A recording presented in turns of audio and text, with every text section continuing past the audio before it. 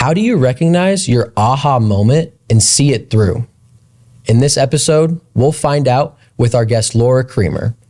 Find your purpose, find your people, find your place. This is the Principal Choice Podcast.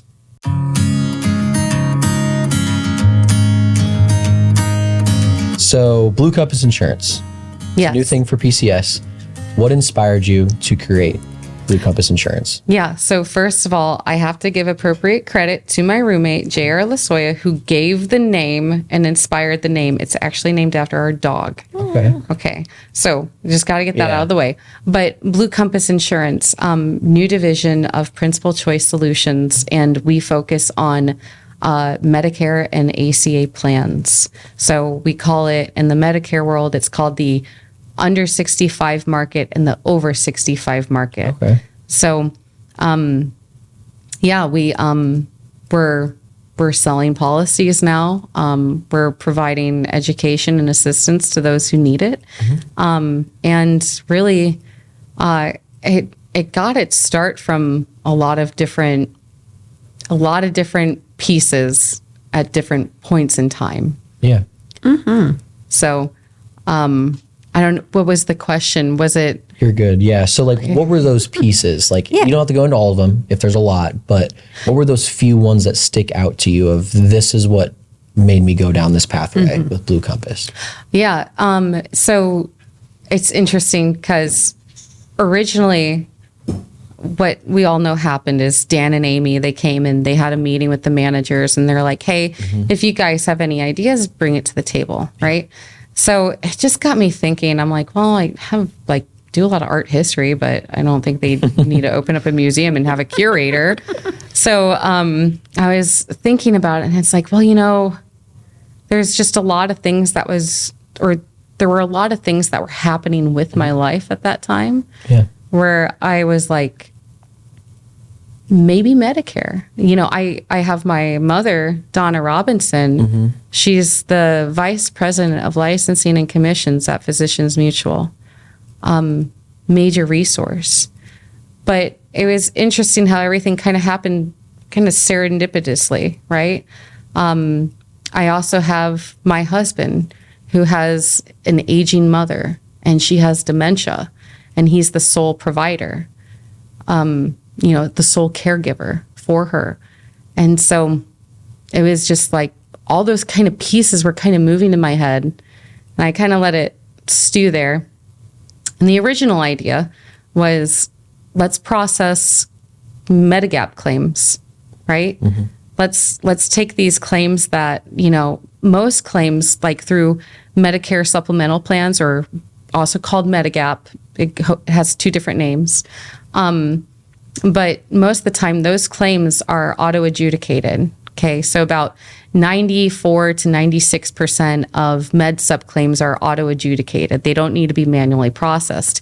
However, I was thinking that we could have a new department that swoops in and picks up that remaining 6 to 8%. I forgot what numbers I said. But anyways, there's this percentage of claims that have to be manually processed. So the idea was this. We're going to open up a division, a claims processing division, and we're going to have employees that work those claims, and we'll be contractors for all these different providers like United Healthcare, Aetna, Physicians Mutual, right? That was kind of the idea I was getting. And I was thinking it could work, right? We have a lot of experience in the medical area right now with the VA contract. And it just seemed like really viable. And so I kind of pitched that idea to Dan and Amy, and they're like, okay, we want you now to learn and research as much as you can about Medicare. Give us an idea of what this looks like. And so I basically got my license. And then in April, I went to Medicarians, which is this really amazing, huge event, probably the nerdiest thing I've ever done. It's a convention just full of agents. and they're all there just talking about insurance, and it's so dry. But it was like my worst nightmare. Yeah, it really, really is. A lot of people would not be excited about that. I was, and I went there, and I'm there, and I'm listening to all these stories. I'm listening to these people, these CEOs, these companies, these like leaders in this industry who have opened up and created their own agency. And I'm making connections and I'm making friends. And also, by the way, Donna Robinson, my mother, was there with me. And so she has a lot of connections within this industry already. She's very well known in this community. And so her connections became my connections, right? And a lot of those people now are helping me and guiding me through this really big world. But when I was there, we were talking, and I was talking to this gentleman who, I think it was like Wildcat Agency in Nevada, Las Vegas, Nevada. But he was saying, well, I just have an agency, and we focus on the marketplace, the ACA insurance, the under 65. And I was like, really? And he's like, yeah, I have 7 agents, and this is what we do. And I was like, that's really cool. And I thought, that's something we could do. So here we are. But really, I have to say, one of the main reasons why I was able to get my license and study as much as I was able to, I mean, you guys, this is dry material. I was so bad. And I think it's really hard. Like, I hear when people go and take their state licensing exam for health insurance, like, a lot of people fail on their first time. I think for Nebraska, the failure rate is 70% or 60% is the fail rate. I passed on my first try, but that's because I was really motivated. I had to watch my husband for the last 7 years take care of his mom, and they weren't getting the assistance that they needed. They weren't getting, they didn't know. He didn't know what his options were. So I was like, I'm going to learn all this, and I'm going to find out what his options are, so that way I don't have to watch my husband suffer anymore and take care of his mom. And now he has the care that he needs. And that's why he was at the Christmas party this year. So that's so amazing. Yeah, it's really nice. Seeing that need, filling that need. And I totally understand how that can really resonate with you too, when you see someone that you love and care about have to go through something like that, and something like dementia that can affect someone that they love and care about. It's very disheartening. It really, really is. Yeah. Well, she's also a mother-in-law, so I don't love her that much. No, I'm joking. I'm joking. No, she's a really great lady. Don't tell her that. Yeah, I don't tell her that. Hopefully she doesn't listen. Yeah, right. No. Just don't show her this little part. It'll be good. It'll be good. That is so inspiring, because it's crazy how these little bits and pieces kind of fall into where they need to be. And I'm sure it was like a roller coaster, especially with that dry material, because I'm right there with you. I probably would have been cross-eyed going, I'm going to be part of that failure rate. Don't mind me. Yeah. Yeah. But how do you kind of continue to go through that and kind of persevere when you come through these obstacles? Oh my gosh. Yeah. So, right. September 15th. I think, or September 23rd, we announced to the company Blue Compass Insurance. And so it's like, okay, we're live. We got it. We got everything, all of our ducks in a row. No, we don't have our ducks in a row. It was just wild, because it's like, okay, Laura, we have to get the logo approved. We have to come up with a logo now. We have to come up with a business card design. We have to come up with a website. You have to proofread all of this. Is this information accurate? Is this allowed to be on the website. With marketing, CMS has strict regulations with that. So I had to make sure that I was there at the website, and I was like, you have to take down the Medicare logo, and there's just like a lot of other work I had to do to make certain that we're in compliance and we're following the law. And I'm still in the throes of that, right? And it's just like, I'm right now, like before I saw Eric, he was like, sorry, I might be like a little late or whatever. You weren't late, but I was just sitting under the bus. I was here. I know. I was here 20 minutes early though. And I was actually researching how to get my Oklahoma Navigator license, because I was like thinking I was in compliance, and they're like, well, you are, but you need this one piece. So just complete this and then you're good. And I'm like, okay, well, I got that email today. And then I'm like, geez, how do I get the help that I need? Right? Because I know that when it comes to the insurance side of it, we have a great team for marketing, for HR, for IT, so much support with Principal Choice. But when it comes to within the inner workings of Blue Compass, when it comes to being in compliance, when it comes to getting the training material, everything like that, making sure my ducks are in rows, that's on me. And I don't have someone there to kind of do a balance, like a check and balance kind of system. So what I do have is I have Donna Robinson, right? And so I actually called her up on my way over here, and I was like, hey, what do I do with this Oklahoma thing so I could be in compliance? And she's like, oh, it's a Navigator thing. Here's everything you need to do. So, and I know I just said a term, and you guys are probably like, okay, do you like drive a ship or something? You're good. Are you a captain? Yeah. Am I a captain of a ship? Ahoy. So yeah, a navigator is the title that they give to like someone who can assist, or we're also called assisters. Depends. You have to sometimes work for a nonprofit to be called an assister. But that's the technical term for someone who assists in ACA insurance in the marketplace. You're basically navigating them through Yes. everything. Yeah. So choo choo. Yeah, I don't that know. makes sense. That's That train. makes sense. And one thing I kind of want to call back on too, it's interesting how it initially started with, it was still Medicare. It was still claims getting paid, which makes it easier on everybody, because I don't have to pay this bill because it wasn't billed right or whatever it is. So you're still filling a need there. It was interesting to hear how it changed for you, but it still stayed the same at the end of the day. It was still insurance related, just different avenue. Instead of being more internal with, Milena knows this pretty well, sitting and processing claims and making sure it's all going right and you're behind a computer, it was, I'm going to go out here and educate.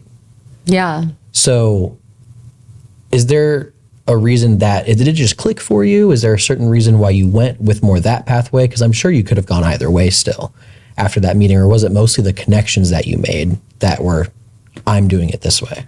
I felt like if we were to process the claims, we would be going in a little bit ignorant and a little bit blind. Especially as I was at Medicarians, I was learning so much. And I just realized if we were to process claims right now, we would have no idea what we're doing. None. Because we're not familiar with their policies. Not at all. And you have to be familiar with each and every single one of those policies and how they work and how you process them. So to me, it was like, it would be very difficult to do that. But also, yeah, we're serving a need, but we're not creating anything new. We're not really directly impacting lives. And I don't want to call it bottom feeding, but really it felt a little bit like that, like because they all kind of had their own network of how they communicated between the carriers.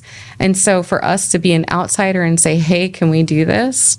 It kind of felt like, we're kind of trying to get into this industry, but we have no credibility. So this is Right. more like creating that credibility. Yes. And Yeah. learning more. Yes. Not only are you educating those that you're meeting with and going over the insurance and stuff, but you're also educating yourself. I mean, you're talking about Yeah. getting that license in Oklahoma and you're like, what do I do? Like, Right. yeah. This So is, and I mean, that's such a simple piece. So I couldn't 100%. imagine doing the, the other part of it. But when it comes to the agency and developing that section of it, I felt like that is going to have more of a direct impact, but also like not only for people, not only are we able to impact the community more in a direct way, but we're also going to get familiar with those policies. We're going to be familiar with those carriers, how everybody communicates, how the structure works between carriers, providers, and agencies and clients, right? We understand this whole, what is it, like this biodiversity of communication, I guess, that they have going on. But we need to understand that first if we ever want to actually process their claims. So I felt like that was like the piece that we're working on now. It could lead to something bigger, for sure. yeah. And that's smart to recognize that challenge right away instead of just saying, jump into it. Let's go for it. And, you've mentioned some of the challenges that you have gone through in creating Blue Compass in the 2 years time. Really, it took you from the ideation to now when it's actually getting announced. And Yeah. you're having those meetings. What would you say are some items that really helped you through those challenges? Maybe not just resources. I looked at this, Medicare for Dummies book, but maybe if there's anything like deeper that was like, I can do this, I can keep pushing forward because I know what I'm doing. I have that passion. Yeah. So I was really nervous about getting my license, right? I was like, I can't feel this at all. That was so upsetting to me. And thankfully I had a lot of support. But there were two really good resources, actually. There's this podcast. It's Medicare. It's like Understanding Medicare or Medicare 101. I forget the exact name. But it was these two doctors, and they discussed making Medicare like really easy to understand and to digest, and the benefits and the perks of it. They also got really personal too, right? They gave their personal thoughts on everything, and it was great. I loved it because it was true, right? Just the communication between providers and carriers and what's lacking there, which is, it's important to talk about those things if we ever want to improve them. But they broke it down for me really, really well. But the other person that I want to shout out is what is her name? She's like the insurance exam queen on YouTube. And I watched all of her videos, and that's when I finally understood how elimination periods worked, was thanks to her video. It was like and then she had like these quizzes that she put up there from like her meetings that she would have. But she is very good. She is very good. And I, gosh, you know what? For that entire month of February, when I was studying for my exam, I like every thought, waking, sleeping, was all insurance terminology. But she got me through it. She did. She helped me a lot. And so did the other podcast, Medicare for Dummies. So they had that as an audiobook that you could download for free. And me being the insane person that I am, I actually listened to that entire thing. Narration wasn't bad. So gotta say it was a good listen. And I learned a lot about it too. A lot. It was the most up-to-date version that I listened to as well. And that's the other thing too. So if we talk about challenges, one of the other challenges of this world is how much it changes from year to year, from month to month.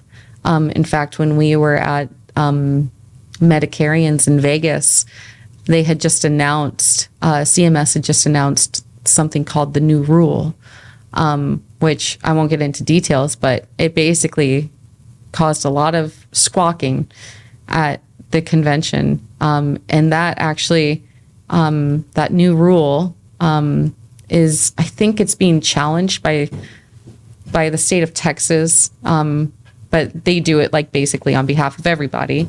But it's being challenged. So, and I believe, and don't quote me on this, but I believe it directly influences agent commissions. But we'll see. But yeah, there's always changes.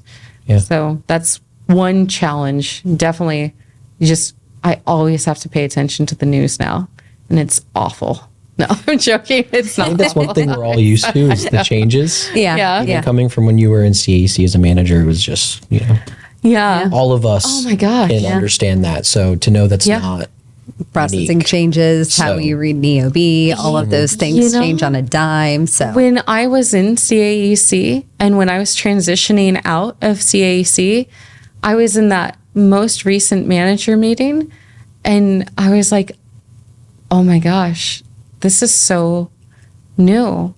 And I feel like it's so hard, like the longer you've been in a department and you've been stuck in doing the same thing over and over again, it's so hard to just adjust like that. It really takes time. So I know, like, if I got back in CAC now, I would have no clue what I was doing. I would just cry. That's fair. I would ugly cry. That's fair. yeah, I really appreciate you talking about your challenges, and it's interesting and how you came across this and how you flourished with it, with like this fire, this igniting of a passion that you found out that you had that you didn't really know until someone asked the question of what do you want to bring to the table? Yeah. I think that's just really inspiring that just a simple question like that can spur something It so was. amazing as Blue Compass Insurance. Right. Look at the plug there, right? Yeah. But I'm curious about what advice you would give to others who are wanting to achieve some goals and finding their passion and their why, and how to kind of go through that. Yeah. You need someone like what Dan and Amy did. You need someone to ask that question. Because I think one of the hardest things was, and still is, while I'm in this Blue Compass Insurance, is that, and I remember having even a meeting with Anna Mary in home health. And I was just in that meeting with her and I'm like, I'm sorry, I just don't know what questions to ask. And that's been the case for me the whole time. And it still is. And it's searching for the right question to ask. That's the hardest thing. And you need someone there to say, if you guys have any ideas, come bring them to the table, and just to kind of plant that seed, right? And I think part of finding the questions to ask is you always have to maintain the sense of curiosity in the world. I put curiosity as a very high value in my life. And when I don't understand something, I'm not going to walk away from it. I'm going to keep asking those questions. And that's with everything, you guys. I just learned so much about maple trees. Did you know that it takes 100 gallons of like sap from a silver maple tree to produce 1 gallon of true maple syrup? That's with a silver maple. And then with a sugar maple, you need 40 gallons of sap to like produce 1 gallon of maple syrup. And it also creates a different foliage because of the sugar that's in, anyways. That's what my point is. I love it. I love it. You have to be curious about things, and you have to be able to say, I need to find this question. I need to keep asking, and I need to keep searching. And curiosity, that's what's going to get you there. So when I have questions about my Oklahoma Navigator license, I don't just sit on it. I ask questions and I say, why can't I find it here? Why can't I find information here? Who do I reach out to? And I just keep digging and digging and digging until I get the right information. And I don't care who I ask or if I'm asking the wrong person. You have to keep staying curious. And you have to not be afraid to ask the wrong person. Just put curiosity first, and you're going to find the answer. I love that. Yeah. I really do. Persistent curiosity. It's a new term we'll have to start using. I like that. That rings Coined by true. Laura. You know, even when I think back to when I first came on to PCS and I didn't want to work in a call center. It just popped up and it was good money. And I said, you know what, let's do it. But what got me to move on and move forward and move up was that persistent curiosity. I didn't even realize it until now. It was, I kept asking questions. I kept saying, it can be better. Yeah. Someone can do more. I can do more. And I kept going and asking and asking and asking. So yeah, wow, that was great.